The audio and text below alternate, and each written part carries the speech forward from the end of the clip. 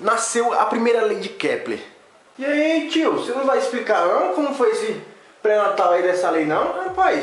Macia a carne e depois você corta, pô. Então vamos falar sobre o nascimento dessa lei que começa em 1543, na época de Copérnico.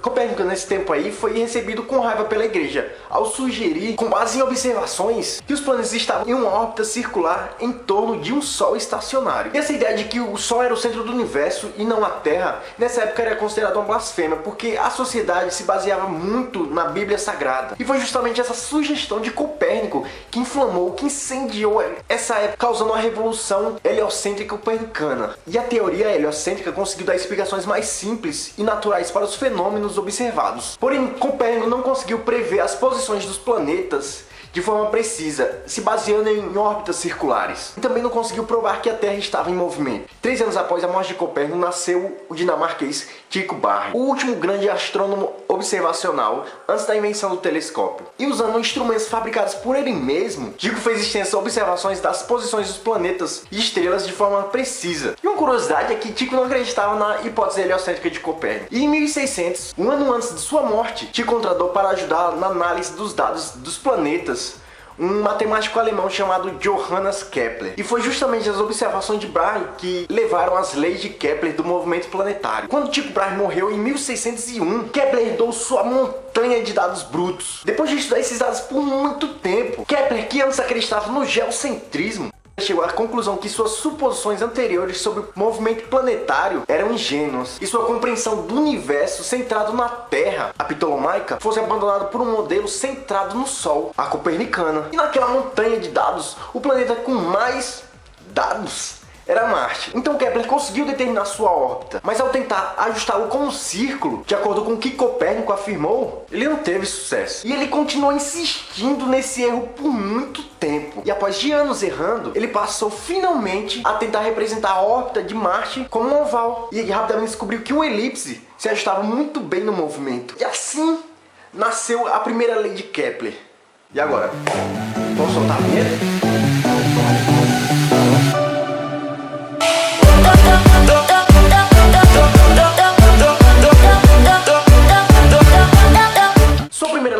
Desse grande insight, que os planetas não se moviam necessariamente em órbitas perfeitas, como haviam assumido há muito tempo, mas sim que eles se moviam em órbitas elípticas. É uma lei enganosamente simples, que teve uma visão surpreendente e muitos anos de trabalho duro. E a primeira lei de Kepler também é chamada de lei das elipses ou lei das órbitas. E como você deve imaginar, sua distância até o Sol muda durante sua órbita. E Kepler notou que os planetas pareciam acelerar quando estavam mais próximos do Sol e diminuíam sua velocidade quando estavam mais distantes. O efeito foi sutil, mas inconfundível. Entretanto, sua descrição verbal foi insuficiente. Kepler teve que quantificar esse movimento e fez a seguinte afirmação: uma linha que une um planeta e o Sol varre áreas iguais, em intervalo de tempos iguais. E a segunda lei de Kepler também é chamada de lei das áreas. Quem se importa com isso? Isso não afeta nada em sua vida cotidiana e nem no prazer de olhar o céu noturno. Mas a segunda lei de Kepler é, primeiro, crítica para prever onde os planetas vão aparecer no céu. E segundo, uma consequência direta da grande lei universal da conservação da energia. À medida que o planeta se aproxima do Sol, ela possui mais energia cinética e menos energia potencial. E à medida que se afasta do Sol, ela possui o oposto. E sem essa lei ainda estaríamos aí coçando a cabeça, se perguntando onde vai aparecer Júpiter, Marte, Vênus, qualquer outro planeta. E finalmente, a terceira lei de Kepler, às vezes chamada como a lei dos períodos, faz uma comparação das características dos movimentos de um planeta com um de outros. Diferentemente da primeira lei e da segunda lei, que analisava as características dos planetas individualmente. E a comparação feita é que a razão do quadrado dos períodos de órbita de um planeta pelo cubo da sua distância média até o Sol é uma constante.